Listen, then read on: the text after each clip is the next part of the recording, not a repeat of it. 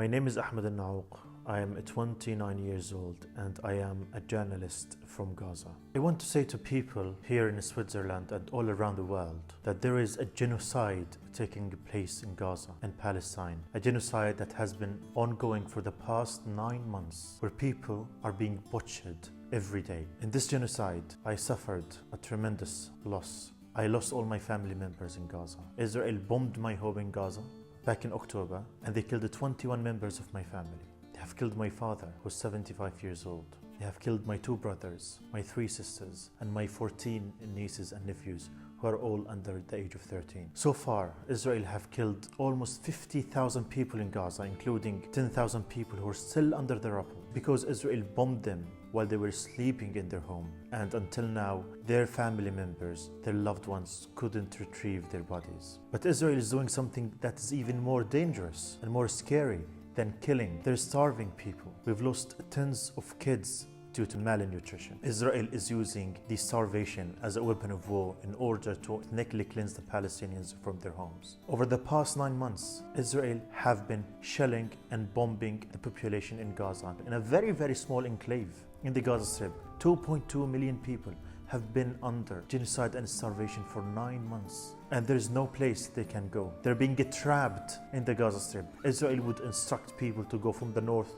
to the south or from the south to the north and then bomb them where they instructed them to flee. Most of the hospitals in Gaza have been bombed. All of the universities in Gaza have been bombed and destroyed forever. Over 350 schools in Gaza have been bombed. There's no place that is safe in Gaza. Children are dying. They're being butchered. More than 15,000 kids were killed. And not only kids, but women and men are being killed on a daily basis. Our slaughter, our killing, our murder, our genocide is being televised live on TV every day. Growing up in Gaza is like growing up in a prison. The UN said that Gaza is the biggest open-air prison in the world. So growing up in Gaza felt like growing up in a prison, isolated from the world. It was characterized by the UN in 2018 that Gaza will not be livable by the year 2020. And now we are in the year 2024. And the situation has gone worse and worse and worse. And I only realized how difficult it was when I traveled outside, when I came here. I got out of Gaza in 2019 to do my master's degree in journalism in the UK.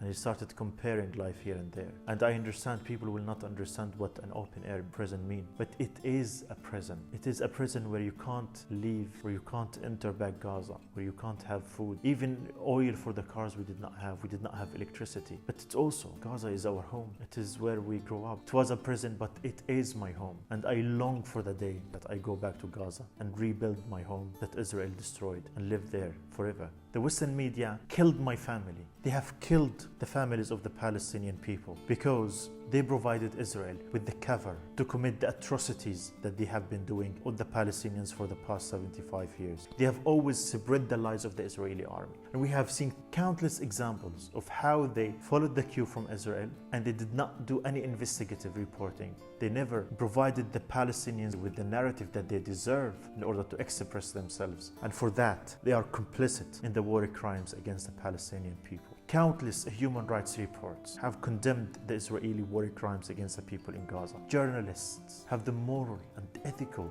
and the professional duty to cover the news as they are because of what they say to the public. They're shaping the awareness of people everywhere. By disinforming the public about what's actually going on in Israel and Palestine, they are providing Israel with the cover to kill the Palestinians in the darkness, to kill Palestinians in silence. So I always blame the media, the Western media, the mainstream media for the murder of the people in Palestine.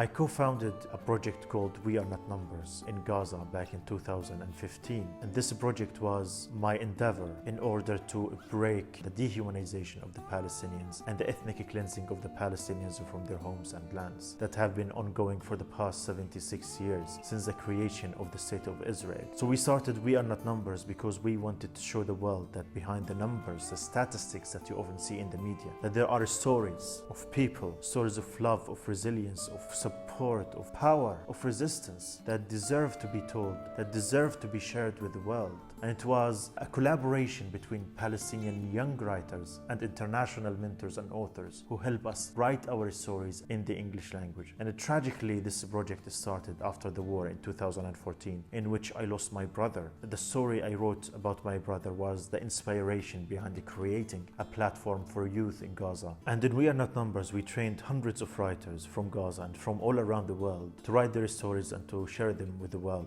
Unfortunately, in this war, our writers have paid a heavy price for their work. During this genocide, we lost the co-founder of We Are Not Numbers, Ahmed Al Naouq, and we also lost 4 other writers, including my brother. Many of our writers lost their entire family members. Many of them were injured. Most of them were displaced from their homes. Most of them lost all their houses and their homes in Gaza. But they still continued to write and to inspire people from all around the world. They carried a message to the world that despite the horror, despite all odds, Palestinian writers and the Palestinian journalists, they continued to work. They are our eyes and ears. Without them, we would have never known anything about what's going on in Gaza. I don't have a choice but to go on, because there is a message that has to be delivered to the world. The people in Gaza depend on people like me who can speak English, who have internet connection, who can travel to tell their stories and to share it to the world. So I don't have a choice, and I don't have the luxury to grieve over my family. I don't have the luxury to isolate myself and stay there. I have a responsibility to speak up and to share the story of my people. And I have promised my family that I will keep talking about them until the day I die. Anyone who has a voice, anyone who has a platform, anyone who can talk about Palestine, and they don't, then they are complicit. Silence is complicity.